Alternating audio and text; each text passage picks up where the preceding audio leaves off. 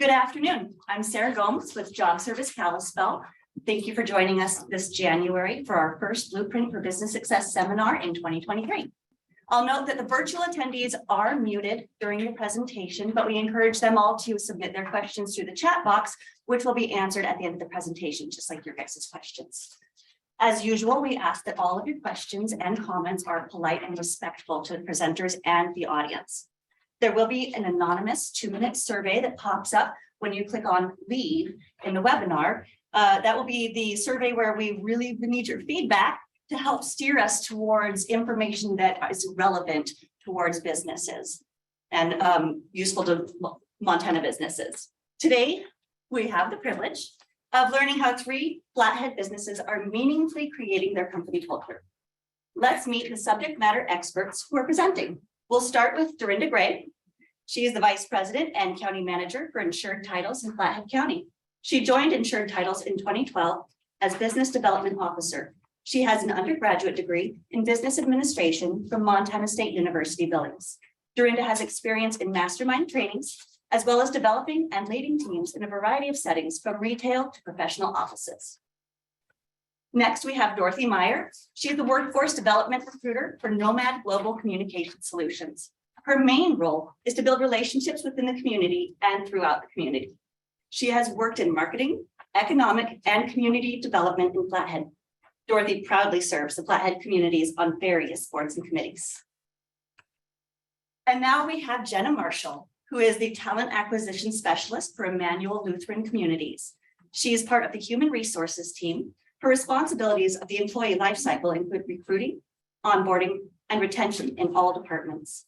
Jenna has a bachelor's degree in psychology at Texas State University and master's degree in family and human development at Arizona State University. Today's seminar will focus on company culture and the prioritization of work-life balance above compensation and benefits. We will address why company culture is key to attract and retain top talent, and how to take the necessary steps to create, boost, or transform their culture for continued success. Please welcome today's presenters.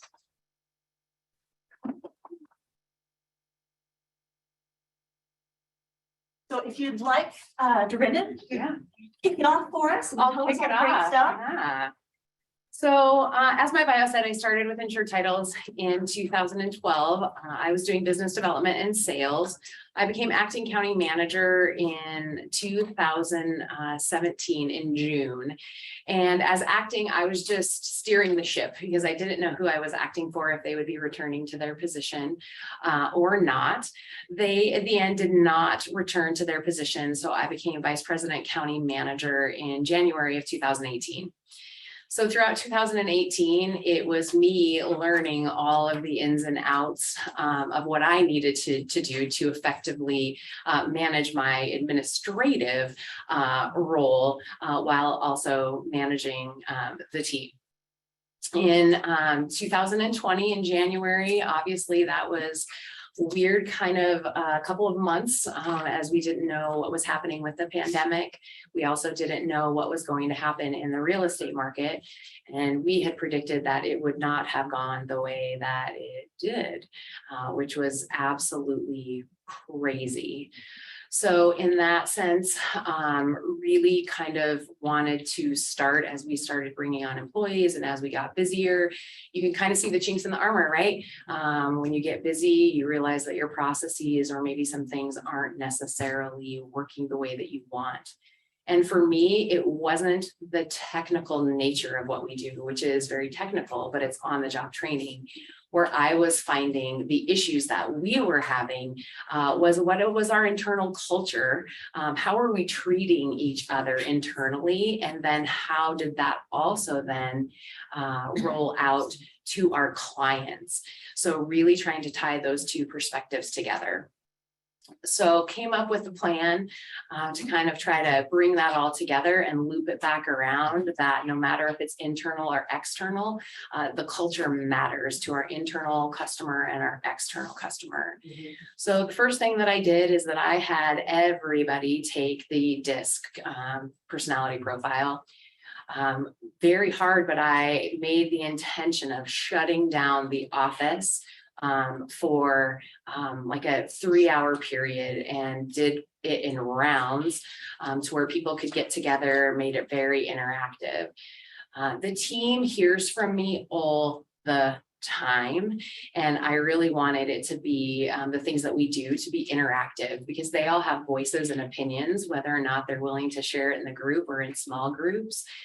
So we really did that to try to get a perspective of who are you talking to, how do they take the communication, how can we communicate better with each other. Why do I feel completely intimidated when I go to this coworker? Why is this person difficult for me to communicate with? So really kind of started breaking that down. All of the things that you do can be easily forgotten if they are not repeatedly spoken about. So I took a massive couple of pieces of poster board, created a circle, put little dots with people's initials on the disc, and held it and posted it in the break room. And for a number of months, and even still to this day, I will pull that out and we will talk about it to try to keep that top of mind. So that was the first thing that I did to try to really start reflecting on what that looked like. From there, I just started reading a lot of books in my spare time, or listening to books on my commute. Whether they were work assigned or whether they were my choice, to try to help me get outside of my own communication style so I could speak to the whole entire team. And in that process, came up with some things to do and ran across some really great quotes. So one of my favorite quotes is, "The single biggest problem in communication is the illusion that it has taken place." And that is by George Bernard Shaw. And that is so true. We communicate with one another, but are we truly communicating? And is the reasoning behind it? Do we truly understand one another?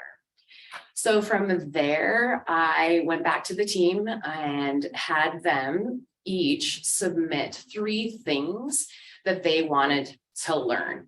And I do that every year. Give me 3 things that you want to learn. It can be technical in nature, or it could be completely out of left field. Yes, I might not be able to teach you how to crochet, but I can get you to the right people that can assist you with that.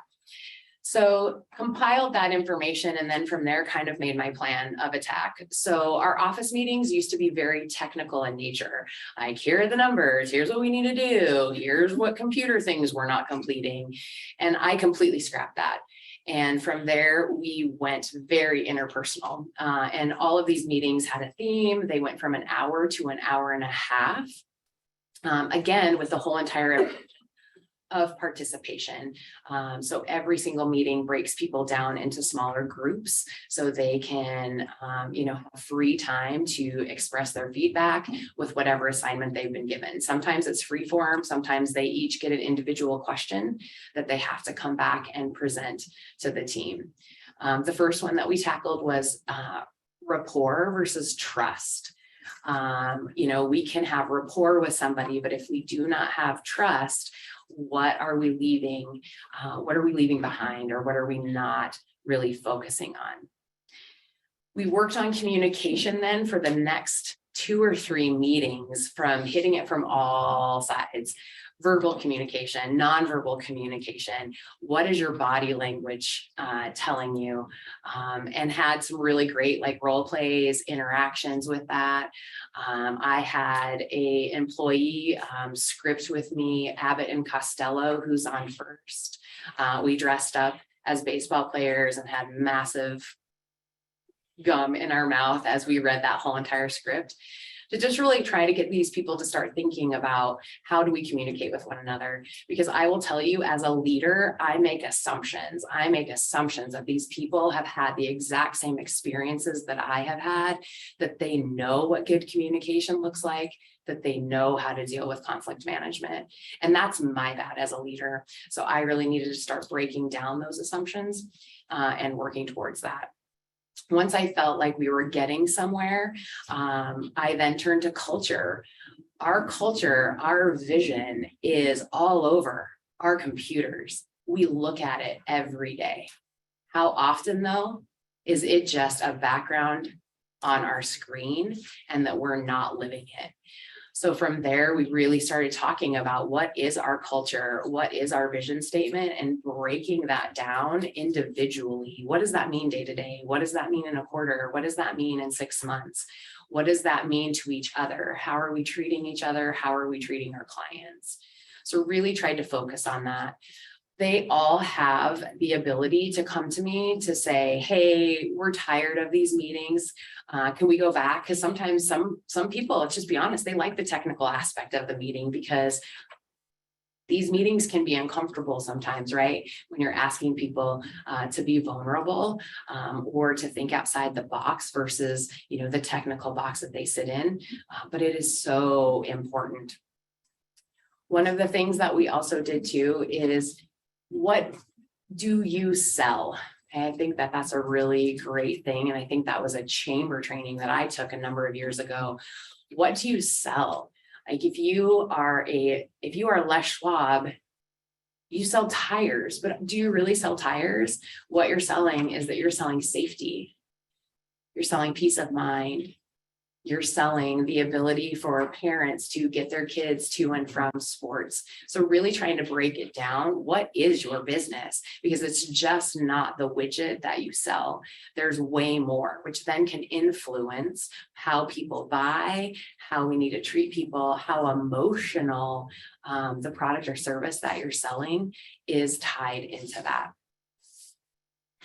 The other thing that I have tried to do from a culture perspective is allowing people to be able to have access to me, to bring concerns, to work together on how do we solve communication issues internally?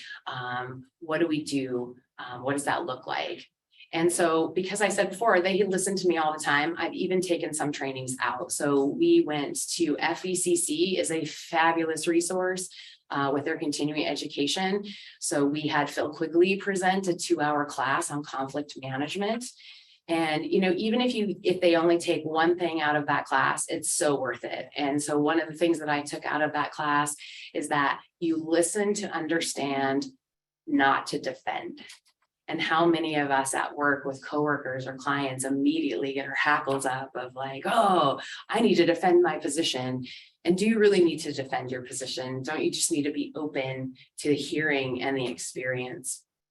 The other thing that I do too, when I have one-on-one conversations with people or in a group type setting, is the new mantra, which I think is from AA, is clear is kind, unclear is unkind. Linking it back to the quote that I said at the beginning, that communication is so critical. And by glossing over the tough things, at the end of the day, isn't kind. Because it doesn't allow you to work through to be able to have a good culture. So my hope, and granted, this is something that I'm having to touch on all the time, right? We're human, we're fallible. We're going to have to keep addressing these things, but trying to create a culture to where people feel comfortable, where they feel supported, and that they are exploring how to communicate with one another and not just tamping down those things, that may be a barrier to them enjoying where they work. Thank you. And Dorothy, would you please share with us too? Sure. Awesome. Well, thank you for being here. And thank you to Job Service for asking us all to present. If you don't already know, Nomad is a Montana-based company that's been around for about 20 years.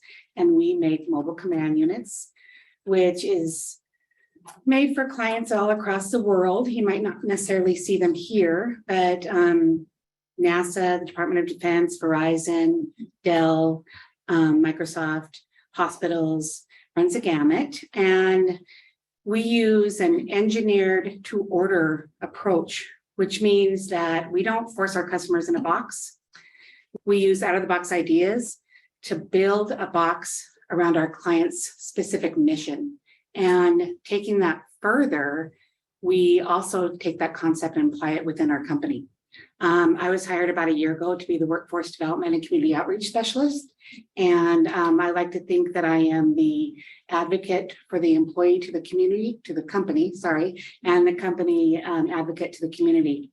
And I try to do this using out of the box ideas and methods to recruit and retain employees and interact and partner with our communities. These days we hear a lot about recruiting and attracting employees because, we are in a workforce crisis, right? And with the rise of job seekers and having the upper hand, it seems, they're looking to company culture as much as they are to a company's wages. And it's important for businesses to think about the big picture that they are presenting. But it's not all about finding employees. I think businesses have responded and they felt that they had to put aside that retention piece. And how's it working for everybody, right? More people are leaving their positions and they're job hopping. They're putting more focus on the people that they're trying to get to come work for them than the people that are actually working for them. There is something to be said about loyalty. And after an employee leaves a company, it costs a lot of money to not only try to find another employee, but to train them. And that length of time could be, I don't know what the statistic is. I mean, somebody here could be more helpful with that. But I do know that it also, a loss of morale suffers in your team when you lose somebody, right? And it inflicts fear. I mean, it just does. And from the top to the bottom, and the bottom back up to the top, because that's how it goes. It goes in a circle. A healthy company culture inspires loyalty, which leads to longevity. I mean, think about that. The happier an employee is, the more productive they'll be, which directly affects a business's bottom line. Which is why Nomad has a 360-degree feedback approach in its measures to engage employees and give and gain a more well-rounded employee experience. And how do we do that? Well, just as much as our work matters and our work makes a difference, our team matters and our team makes a difference. So we have well-being and ENPS surveys that go around to take measures on our company's health and our employees' health, and we have a great participation rate. And it's an effective tool. It asks a series of questions, and Clay Binford, one of our owners and the Chief of Development and People, he likes to call it the good, the bad, and the ugly, because that's what you discover, right? Is the good, the bad, and the ugly, because it's a confidential forum. And people just write, they type it or they write it or whatever they're doing. And you learn things like, oh, we want a different Gatorade in the vending machine, or we want a hook in the bathroom for women's purses. That was mine, actually. And we want more bathrooms, right? We want higher wages, more benefits, these specific benefits, different supervisor, whatever. It runs a gamut. And it takes an executive team, the HR team, and a few others to actively go through those survey responses line item by line item. And I can assure you that Nomad takes it very, very seriously. And I mean, you take it to heart, each one, but each one also needs to take action. And that can be very difficult because you have to prioritize them, and you might be working on one without nobody else knowing it, right? But that's where transparency comes into play. We also have a newsletter where we update our employees on different events, company culture, our awards, birthdays, anniversaries, open positions within, and then celebrating those wins when somebody does rise in the ranks. And that's pretty exciting. We have employee spotlights. We have employee written articles. They love to give their feedback on things, and our company's measures for improvement. The other thing we have is a think tank. It's a suggestion box, and that is a positive forum for Nomad's future through cost savings, increasing in productivity ideas, maybe morale increases, maybe something like a giveaway that they want or an event, and it leads to revenue generation. And we also have all hands meetings. After I leave here, I'll jetty over to Columbia Falls and we'll have our quarterly all hands meetings, and they're pretty transparent. And we go through operations, the hiring process, what we're looking at. We're expanding to Libby. That'll be a big topic today, along with budgeting and where we're at. And that builds trust. That's that transparency piece. And I loved what Dorinda said about the rapport versus trust. So we're trying to inspire both when we hold those old hands meetings. And the other thing that I do that I implemented are employee roundtables. So I take different people from different departments with different genders and generations and longevity in the company, and I get them together in a room. And it's all confidential. It's about 5 to 12 employees. And I have a series of questions that I ask that are about team building, or, our communication, their supervisors, their roles and responsibilities.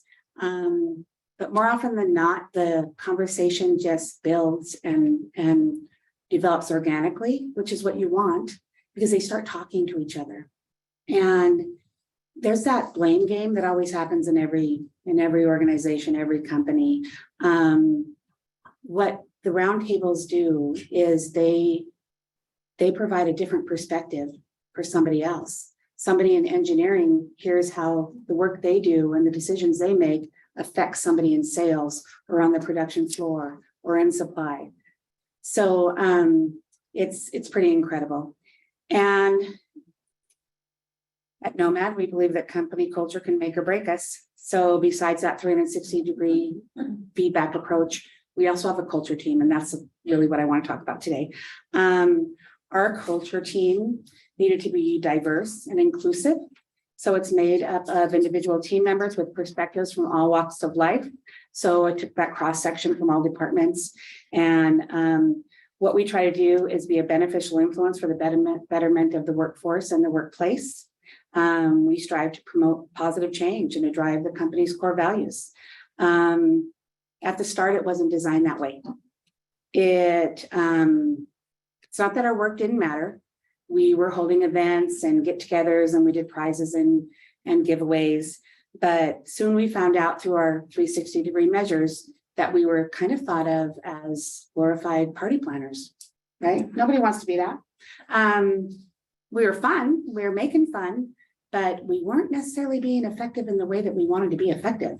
And so we decided to educate ourselves, and we found out that we had a lot of work to do. And so being people-centric, we focus on each individual employee and their well-being. And we needed to listen to what they were telling us, because they had a lot of feedback, and there were some problems. When it was first created, it was all indirect labor. No direct labor was serving on culture team.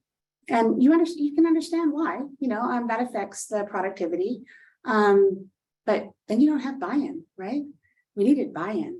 And so we advocated this last year, and we won representation from all departments. And so we have been busy vetting and going through the voting process and adding some incredible team members to our mix. We implement programs to bring about a higher quality of life, both at work and at home, through our initiatives.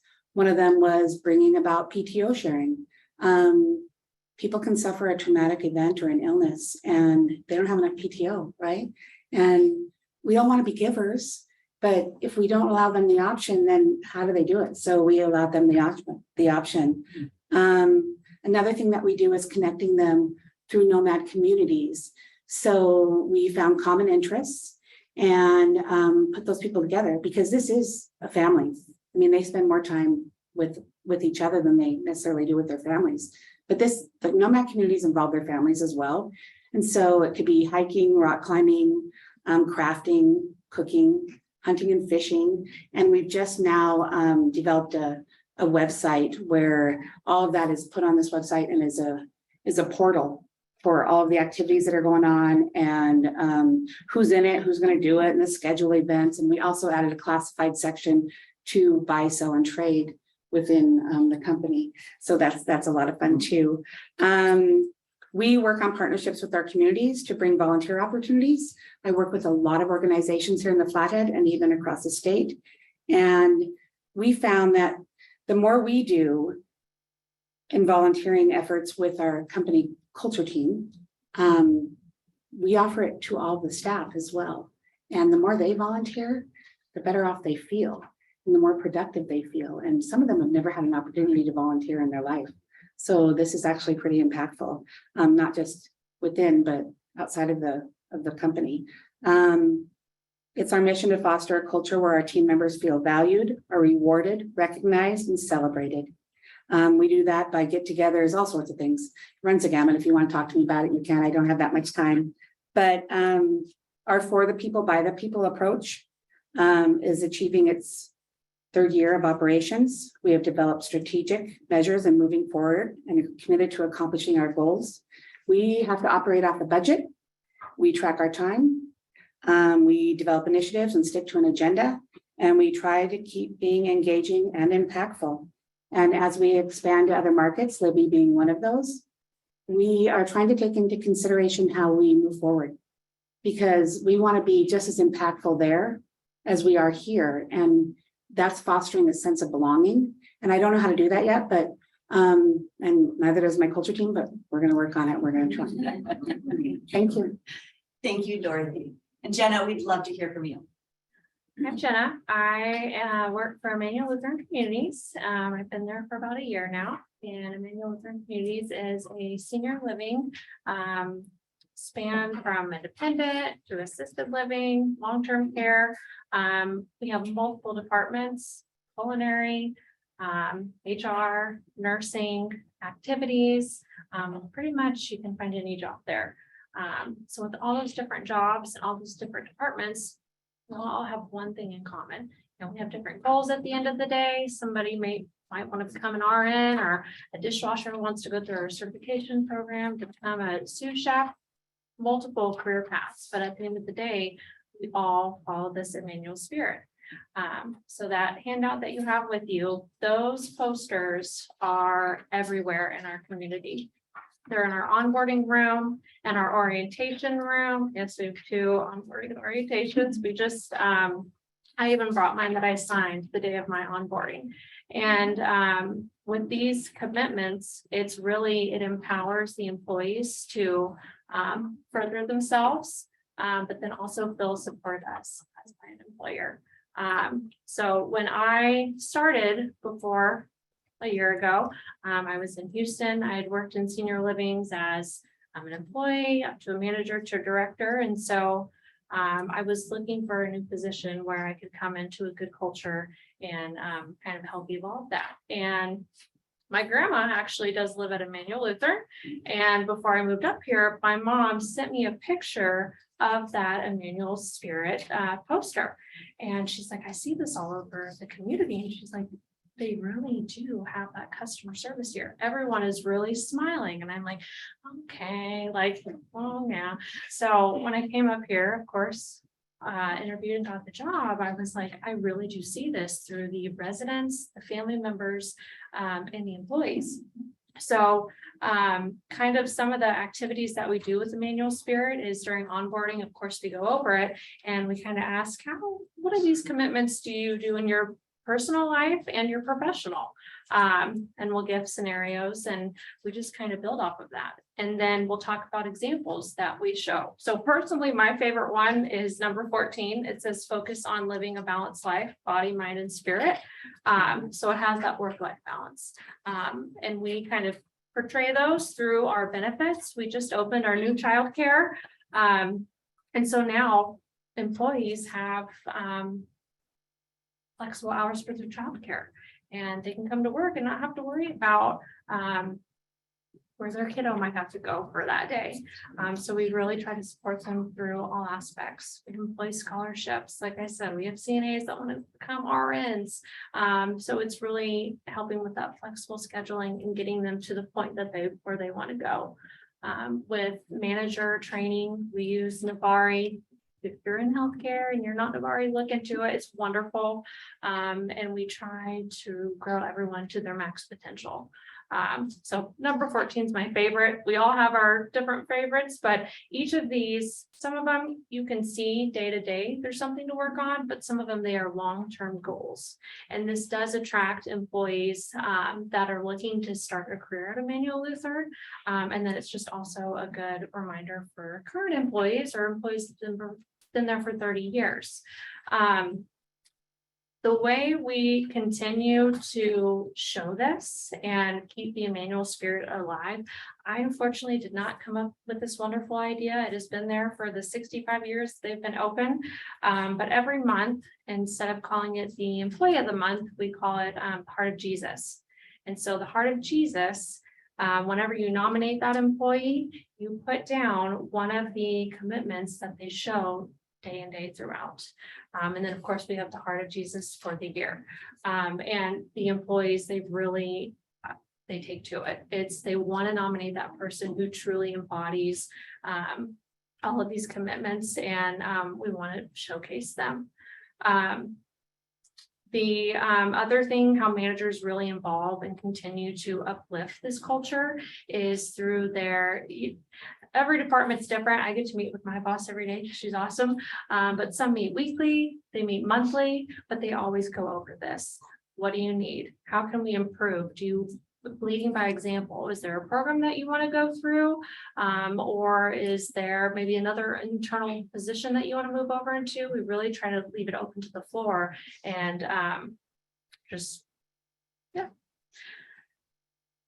We also do, does anybody use We Care Connect? It's a wonderful survey. Also look into that. I recommend it. So when an employee onboards, they receive a survey, email or text, whatever they prefer, 2 weeks after hire, 60 days after hire, 90 days in a year. Different questions. And we always include, have you seen the Emmanuel spirit around the building? That's also when you can nominate a person for the Emmanuel spirit. But that is where those questions come in. And then employees want to be listened to.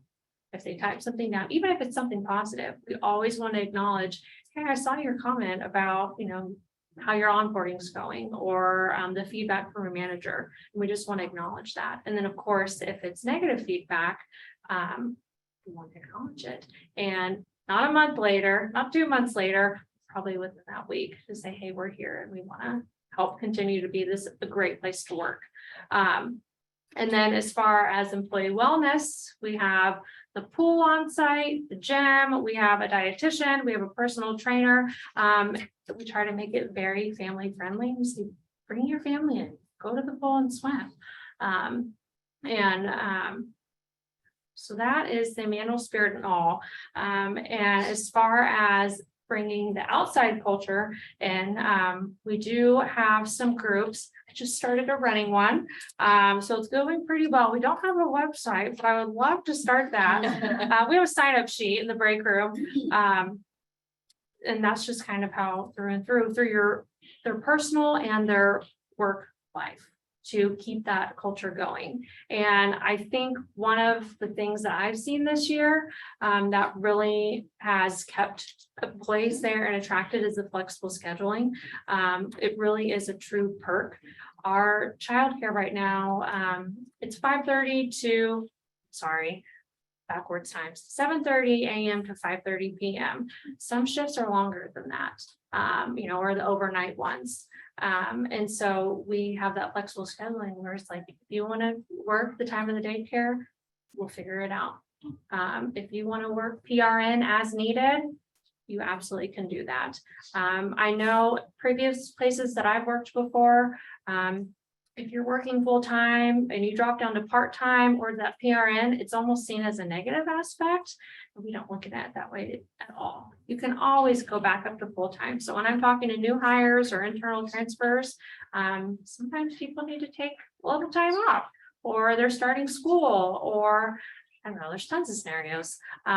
It's just supporting them and knowing that whatever they choose to do or flexibilities that they need, that we offer it as best as we can, and try to support them in that way. That's pretty much it. Wonderful. Well, thank you all so much for all of that very helpful and useful information. There's a lot of stuff there that I know that I haven't thought of before. So hopefully it's new information to some of the people in our crowd too. But now that means we get to go ahead and open it up for some questions. So we're going to go ahead and start with the audience here. And also we have Laura monitoring the chat box, so she'll chime in with anything that comes through there. I saw a hand over there. Mike. I have a question. So first of all, thank you for sharing some of your experiences and insights. And this is obviously for everybody, but especially for Linda. Especially when it comes to power skills training, that's what we call it instead of soft skills, but you know, it's working. You do sort of assessments, or is it more sort of a very high touch feedback? Or high touch feedback, just given the size of our team. Our team is much smaller than we have 22 of us. So in that sense, it is, you know, follow up, me asking for feedback. And it's what I'm hearing around the office or various offices, right? To know whether or not it's working. It's people that I know had conflicts, right? Like there have been some great moments where, you know, someone will pop into my office and be like, hey, I had a conversation with a coworker, you know, like they said something and I didn't understand it. And it spurred me to go back and be like, okay, can we have a moment? Can we clarify? Like, this is what I took away, but is that what you really meant? So just really trying to firm up the communication. And I'm proud of them for doing that because that's not easy, right? Those are palm sweating moments. So it's unsolicited feedback. It's me asking for their feedback as well. And Yeah. follow-up question. You mentioned that you sort of surveyed your employees. What were the top 3 challenges or issues that they brought to you? You mean on the things that they wanted to learn? Yeah. It's so funny. Like when you do something like that, I'm like, oh yeah, this will be great. And then I'm like, how do I mind map this for all of the crossover, right? Like different topics mean the same thing. So that took me longer than I'd like to admit to figure out how to do that. But the biggest one was conflict management. That was the number one thing for everybody. And then with me being the leader, if there were, you know, half of the staff or maybe only 2 or 3 people picked a topic, but I felt that everyone needed to learn that, then I moved that to the top and made that a priority for the whole entire team, whether they knew they needed it or not. Okay. So yeah, but the conflict management, internal and external. Thank you. Yeah. Thank you. Do we have any other questions from the audience? It looks like we have one in the chat box and then we'll be right with you guys. I have actually 2 in the chat box. Well, then we'll take turns. Rain Hoover is asking Dorothy, most Montana companies don't have a lot of diversity amongst their employees. How do you institute a culture club without feeling like you're trying to get anyone on a different ethnicity involved? Is it all volunteer based? It is volunteer based. Basically what we do is we have a call out for culture team members. We open it up. We don't control who does apply. I mean, we can't. We encourage people. That's a hard one. You know, Montana doesn't have a very diverse population, but we certainly do our best to encourage everyone to apply. And then we have a voting process. They do have to go through a series of questions that they have to answer on why they want to be on culture team. But Nomad itself is trying to attract a more diverse workforce, and they have measures in place to do that, and I'm involved with that. And that's where Nomad Communities comes into play as well. And also our Nomad Hidden Skills. I had somebody apply who was Spanish speaking the other day, who showed interest. I couldn't talk to him, right? Because I reach out and I call them. And we actually have someone on staff who is Spanish speaking, and she's going to call them. We'll reach out any way that we can. We're trying. The best answer I can do is say we're trying. Trying is what matters, right? It is, At least that's an honest Yeah. effort. Thank you, Dorothy. And I know we had a few questions in the room here, if we want to bounce back. It's funny that you said about conflict resolution, that came out of our December reviews with my staff, and I only have like 7, so they've been all of them. This is all 3 of you, what kind of training platforms, because we had our staff meeting this morning, and we talked about difficult people, and we had some steps that we could go through, but what have you seen as been effective as a training or as a somewhere that you can educate your staff on how to deal with that? If I could real quick for our online audience, if they couldn't hear it, the question was, what training platforms or education do you recommend for teaching? What was it again? Conflict resolution. Thank you. Help people, yeah. I can answer. I mean, I know that you spoke about the FECC's conflict management courses. Nomad also does that. I think it's about creating a forum where you have a safe place to provide feedback as well. That's what our employee roundtables are for. It's confidential. And same with the survey systems that we have. We do take those to heart, but conflict is tough, right? It's creating conversations and making sure that you're communicating across all fronts. FECC's conflict management, and then we also took some Coursera courses. We offered those through our partners, and that was one that I would recommend often, was the conflict management series on Coursera. And communicating with different generations and genders and backgrounds, I think that's important as we try to create a diverse workforce.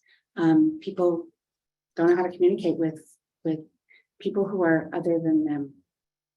And we need to do that because we all have something to learn from each other. Thank you. That was a great answer. I think we're going to jump back, or did you have more to add to that? Yeah, Oh, please do. Sorry. Jenna, did you I have? can, I'll add, Relias is a really broad, training courses. Our employees love it. We have like our basic 9 courses that all new hires watch, but, I think there's over like 3,000 courses. There's, management training, dining, nursing, but also employees can go on there and type in, like healthy lifestyle habits and watch training videos over that. But I do know that there's management roles that have some videos over conflict or how to handle that. So look into Relias. How do you spell it? RELIAS. Never heard that one. That sounds great. The last thing that I will add is, yes, we did a 2-hour class on conflict management, and by no stretch of the imagination did I walk out of there thinking like, oh, all of our conflicts are now disappeared and we will live in this wonderful conflict-free utopia. So for me, it's critical that it is brought up again and again, whether that is real life scenarios or whether that is in role plays. And for me, if it's internal, asking clarifying questions, my team can get really frustrated with me because I really want a lot of information, because the information allows me to ask more questions and to be a better listener, to try to figure out what's the best approach to that, and giving them options, especially if a conflict is brought to my attention, especially if it's internal. Like, how would you like to proceed with this? Do you want to handle this by yourself? What are the possible scenarios? Do you want me to be involved with that? But that we continually work on that. We don't rest on our laurels, because it's not going away. Can I expand on that, President?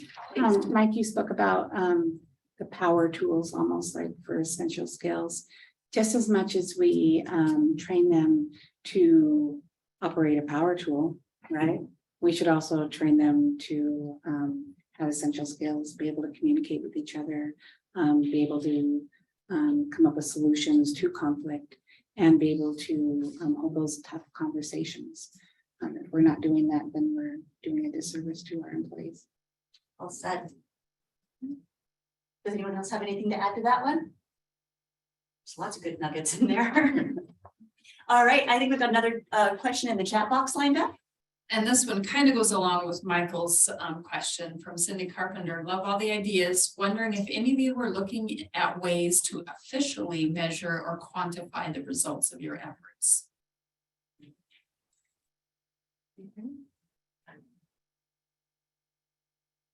No, I know. I just don't want to be the only one talking. I want to give it to other people. Our surveys, there's results there, let me tell you. And that gives us a good ground to start from. It measures it and it does prioritize, and I'll share that with you afterwards on what we use. it prioritizes it in positive and negative, and some of our feedback might be both, right? Maybe they say, oh, you guys have done a great job at communicating this and this and this, but your wages still leave left to be desired, and so it's a positive and negative, and whatever this program is, it comes out and it, prioritizes it, and we can measure it that way. The other measurement, of course, is your longevity and your morale, right? How do people feel? You need to do those check-ins. Doing a self check-in too is important. I think it's important to communicate and ask, and just like Dorinda said, make that continuous. Where'd that thought go? I don't have anything like quantitative that I, mark it out. I obviously have a binder, so I know which topics that I've covered, that I make notes after our meetings, or potential things for new meetings. One thing that I did this last year too is wanting, the team to be more involved in that. So I had requested, I formed a task force, which I was not part of that task force, with 7 employees. Like, here is a loose blueprint of what I want you to do. If you have questions or need clarification, please come see me. But the world is your oyster. Like, plan what you want, present it to me. We'll break it down, see if it's objectively possible. And the ideas that they came up with was just absolutely amazing, like giving them control over something that's not in their normal wheelhouse. So kind of like your culture committee, just having them have that passion and the ideas that they can come up with. If any of my employees are watching, cat's out of the bag, but we have our office meeting this Thursday. And some of them, this will terrify them, but trust me, they will be okay. So for 2023, there will be 4 to 5 employees who will present our office meeting once a quarter. So they are in that seat. And so those topics, they get to determine. So, I think I just heard somebody scream. yeah, exactly. The disc S's are like, what? Well, that's great. All right, do we have anything else to add to that one? Okay, I know we've got a few stacked up in our chat box. Let's go ahead and grab one from there. Steve Farrow is asking, great discussion. I'm watching from Indiana. Here we are finding, especially with younger workers, monetary compensation is just not a high priority when so many employers are raising wages. I'm seeing culture as the primary motivation for younger workers, especially flexibility in the workplace. Could you share some creative ways you have offered flexibility in positions that might not seem to be flexible? I can start. So we have a lot of high school and college students working for us. Typically our nursing shifts are 12 hours or 8 hours. We ask those students, bring in your school schedule and we will schedule around it, 4-hour shifts, and maybe work a 12-hour shift on the weekend. And then as far as kind of attracting those younger generations in, it's showing them that you have a career path here. You start as, like I said, a dishwasher, and you want to go through our culinary program, our certification, become a sous chef, you can. If you want to start as a PCA and become an RN, you can, and we'll help you. So it's just kind of showing them where they'll be starting, where they can go. That's great. There's a lot of comfort in knowing that there's actually a future in your job. There's something to look forward to.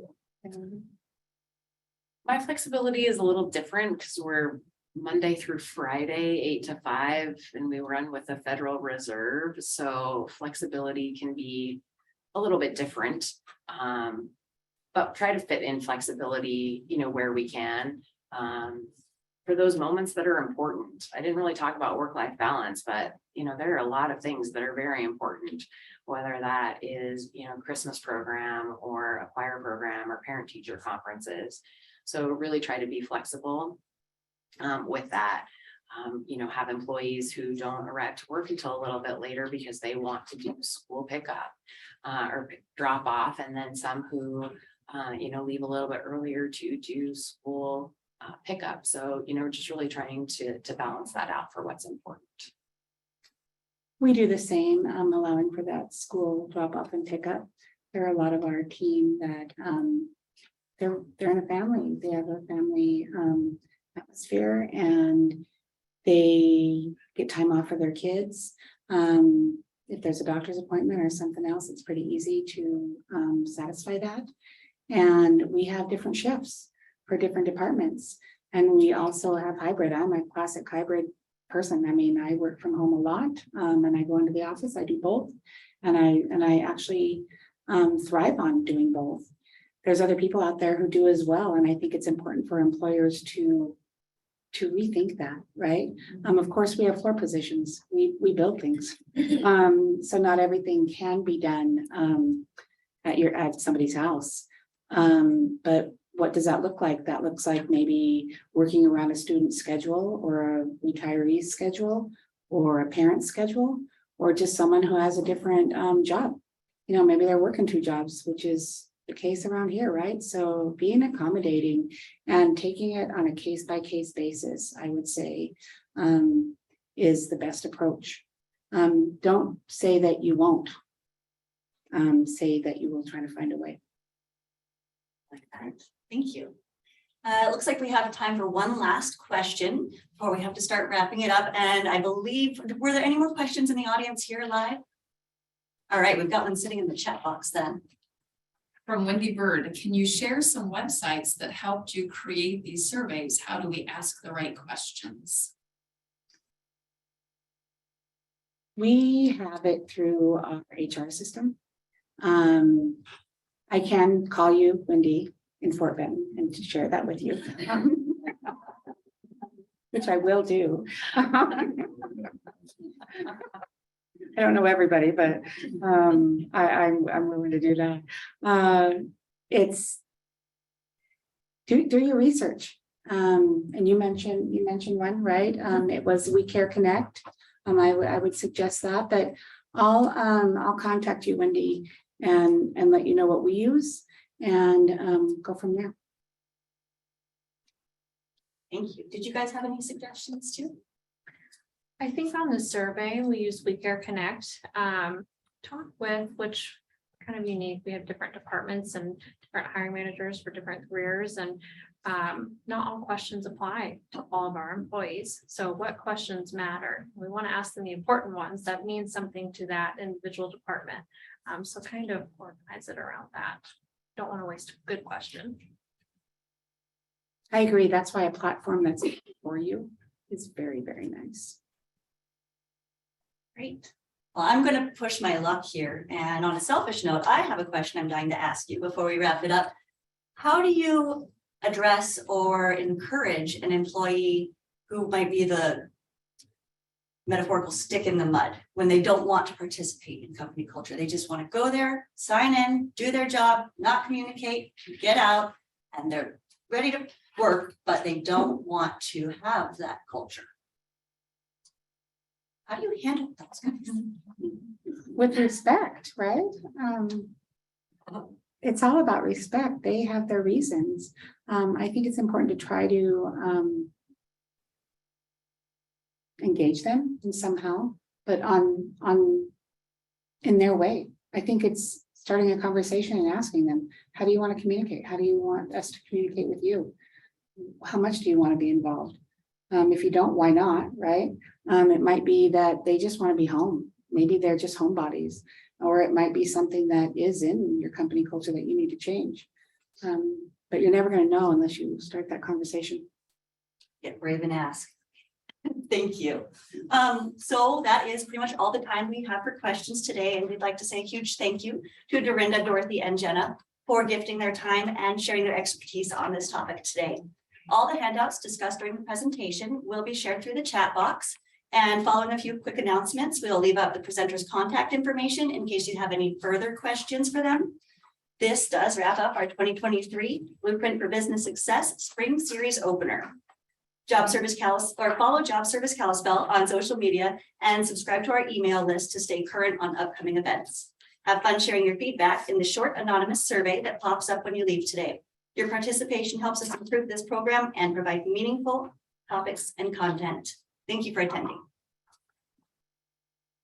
Mhm.